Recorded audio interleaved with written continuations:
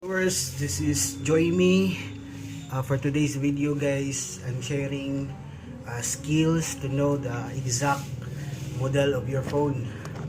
So, dalawang klase po ang cellphone. May bukas at saka di bukas. So, i-share ko lang po ang techniques at ways na malalaman mo kung ano ang exact model ng iyong phone.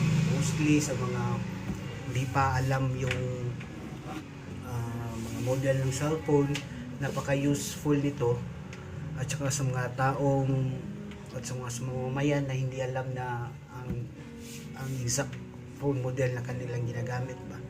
So for example, kapag bukas ang cellphone, maaari mo lang itong matanaw sa settings ng iyong phone. So check settings, click at saka hanapin mo ang more settings. So nandun sa about phone. So ito po yung model name niya, Vivo Vivo Y66. So sa bukas lang yan. Kung may mga cellphone na hindi bukas, so mas mahirap siya. Mayroong mga techniques. Kahit anong cellphone na bukas, ito lang, yun lang ang gagawin mo. Settings, locate mo lang yung about phone or sa more settings, andun ang about phone niya, tsaka meron na yung model name niya. Model name, kung model name lang, try mo search. Kung may internet ka, try mo hanapin.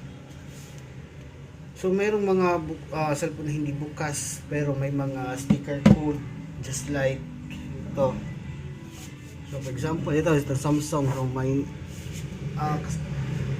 madalas yung mga cellphone na bago na nabibili natin sa mall is may mga warranty sticker. So ito, just like nito. So yan, mayroon yung model name SMA12F. So Samsung A12 po yan. So mas madali itong trace. Check mo lang sa internet, hanapin mo sa Google Chrome, search mo lang yung model name niya, lalabas na yun yung exact model niya. And then another way to know, to do the exact model of your phone, kung bukas, merong password ba, just like dito sa mga Oppo or Realme. May mga Realme na hindi bukas at saka Oppo na hindi bukas. So paano natin malaman yun? Sa Realme, kahit Realme at saka selected model ng Oppo, try mo lang ita-type yung asterisk number sign 599 number sign. So pupunta ka sa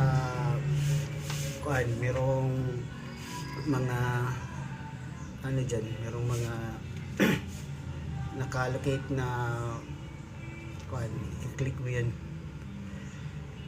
So sa mga technician din, basic namin is binabaklas namin yung whole unit ng cellphone. Tapos tinitingnan namin yung battery.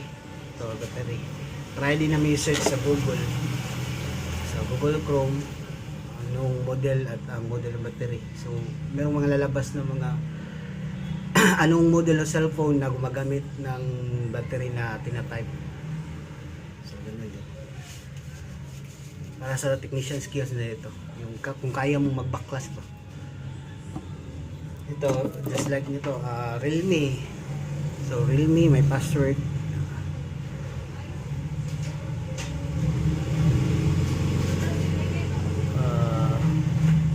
Try natin na lagyan ng password niya.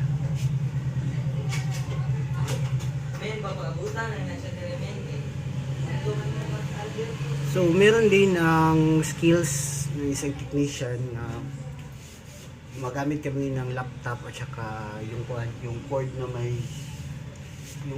may data cord. Ito ginagamitan namin connect sa laptop o sa PC. Pop up yung model niya, yung exact model niya. Try to search na lang sa internet. So ito ang sinasabi ko kanina, yung sa Realme at saka sa Oppo.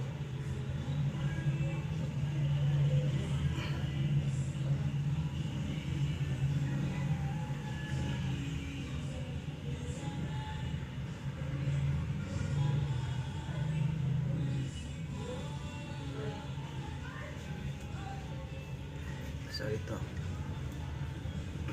Just like ito, Realme. Realme na may password. So paano natin malalaman kung paano natin malalaman na ano ang exact model niya. So ito sa sinasabi ko kanina, emergency call lang at emergency call. So pop up yan. So try mo i-type yung asterisk number sign 599 number sign call asterisk number sign 89 wait asterisk number sign 899 number sign asterisk so naka engineer mode na siya. So click mo yung software version niya, so and then makita mo yung model name niya. So ito yung branch RMX 1941. So ganun lang guys sa Realme at saka sa Oppo guys. Asterisk number sign 599 number sign. So malalaman mo na yung model niya. And then sa Vivo guys, ito pakita ko rin. Sa mga Vivo, example ito, Vivo, alam ko ang model ito, Vivo Y91 po ito. So, Vivo Y91. Pero pag yung menu lang to may password, hindi mo talaga malalaman. So ang technique nito sa mga Vivo guys, Vivo Y81, Y91, try mo lang i-click yung camera dito guys, camera. Click mo yung camera, tapos mag-capture ka ng picture. After mo mag-capture, click mo yung picture. Then, at saka dito meron yung click mo yung picture dyan.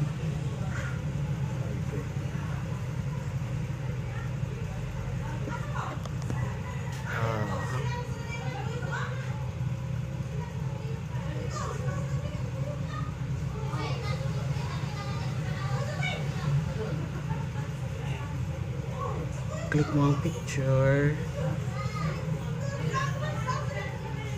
More. Ito guys. Click mo yung meron dito sa gilid. So meron yung lalabas na model so guys. Vivo Y20 dito. So ganun lang guys. Ganun lang ka-simple ang mga techniques. Lastly guys, ang pinaka-effective na i-share ko sa inyo is ang paggamit ng tinatawag na Google Lens po. Paggamit ng Google Lens.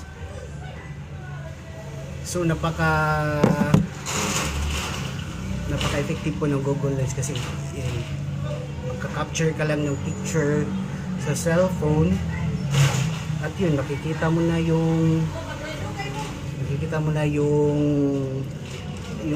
model sa cellphone. So try natin guys, download ng Google Lens. Meron namang mga cellphone na may Google Lens na, just like sa mga Vivo or sa mga Oppo na naka Android 11 na yata. So meron na yan, meron ng Google Lens nakasama, built-in na apps. So ating i-try guys,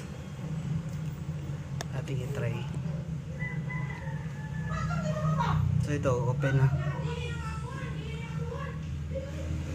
So try mo lang, slide nito. So capture mo lang yung cellphone. So ito na-capture na at i-search mo. So may lalabas na ng mga model. So dapat nakakonect ka sa internet. So merong lalabas na Vivo Y91C. So yan, napaka-effective po nito, Google Lens. So I hope this will help you guys For more videos, just like and follow and share. Thank you.